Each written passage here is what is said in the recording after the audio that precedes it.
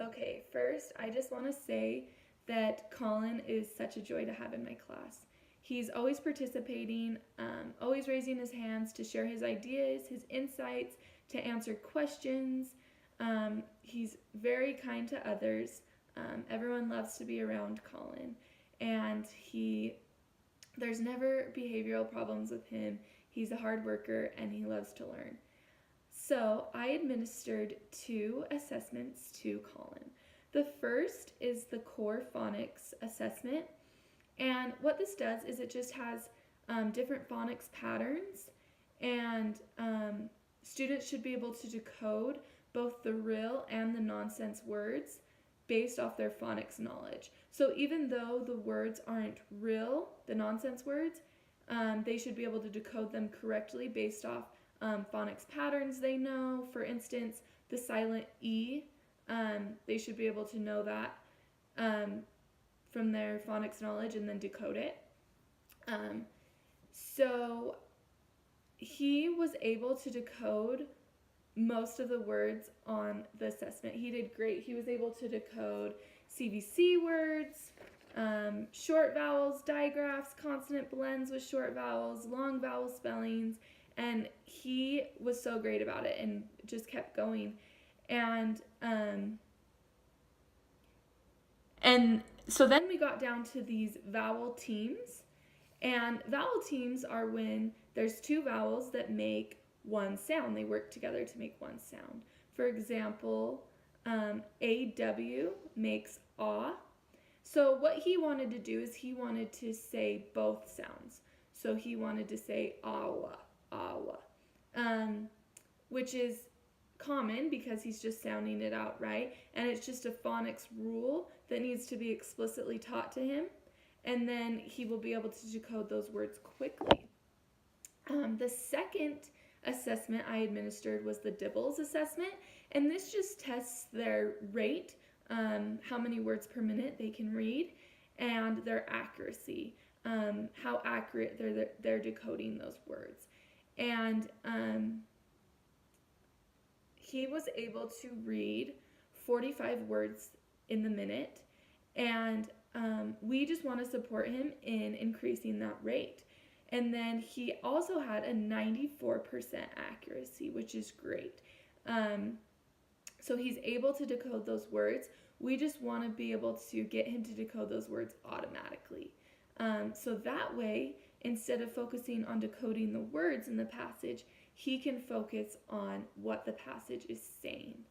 And so getting that fluency, those fluency components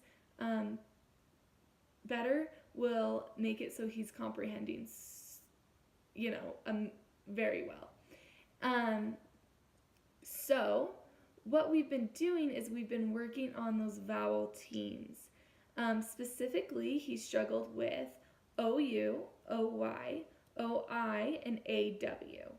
And we want to explicitly teach these phonics rules, that phonics rules of vowel teams to him. So what we've been doing is we've been giving him flashcards with words that have those vowel teams on them. And we just focus on one vowel team at a time. So the first one we did was the AW.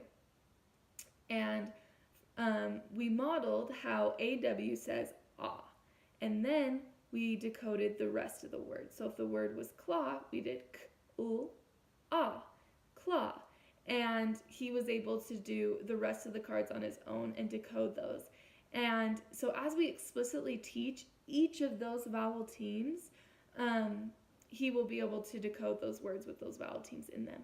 And then the second aspect of it is being able to providing those daily opportunities for him to apply phonics rules in not just the flashcards, but in authentic reading and writing activities. So where he is word sorting, doing word ladders, making the words. And so then when we provide those authentic reading activities, he will be able to come across them when he's reading on his own and decode the words quickly and with ease. And then there's also some word identification strategies that we can teach him to decode words. The first is the phonic analysis, which is what we've been talking about a lot, is using those phonics patterns that he knows and those phonics concepts to decode words quickly. The next one is decoding by analogy, and this is using words that he already knows and word families that he already knows to decode other words. So a simple example would be he knows the word cat. He knows the word family at. So therefore he can see the word splat and decode that because he knows that word family. So that's another strategy that we can teach him to get to be able to decode words quickly. And then another one is syllabic analysis, and this is splitting the word up into syllables and then decoding each syllable. And then the last is morphemic analysis, which is he will use his knowledge of root words to decode words, and then his knowledge of suffixes and prefixes to add to the root word, and then he'll be able to sound out the new word. And those are just different strategies that we can teach him so that his automaticity goes up and he's able to just decode those words and focus on comprehending the passage. And then another strategy we use every day for fluency is paired reading. And we pair readers up to read books in different ways. So we might have them read the book at the same time, or we might have them, one person reads a line and the other person reads the next one. Or we might have one whisper while the other one reads normally. This will just help get that rate up and use phrasing so he's reading faster, and again focusing on what the passage is saying and not focusing on decoding each word, So those are some strategies that we've been using at school. Some strategies that you can use at home are, you can go ahead and take that explicit instruction home, those flashcards home, and have him underline those vowel teams that he's struggling with and decoding those words. And then you'll see that he'll be able to decode them quickly and just go through the flashcards and decode them quickly. So you can go ahead and take those home with you and practice those different vowel teams with him. And then another strategy is that you can, since he's one of 3 triplets in our class, you can have him go home and do that paired reading for an additional 15 minutes. So according to this Tompkins text, students who struggle with fluency should be reading an additional 15 minutes with a book at his independent level, so at his reading level. And a suggestion I would have is using those paired reading strategies that they're using every day in class together, and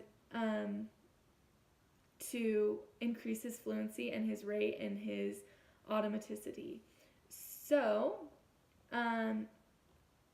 first of all, I just want to say that Colin loves to read and he loves to write. He's always sharing his library book with me, and he's always sharing his journal in the mornings. He always to express what he wrote, and he's a very good writer. He's able to give evidence for his opinions and tell stories, and he's great, and he has a really good work ethic. He will work and not just get discouraged if he doesn't understand. He stays positive and he's motivated. So I know that as we use these different strategies at school and at home, he will be willing and he will be excited to learn.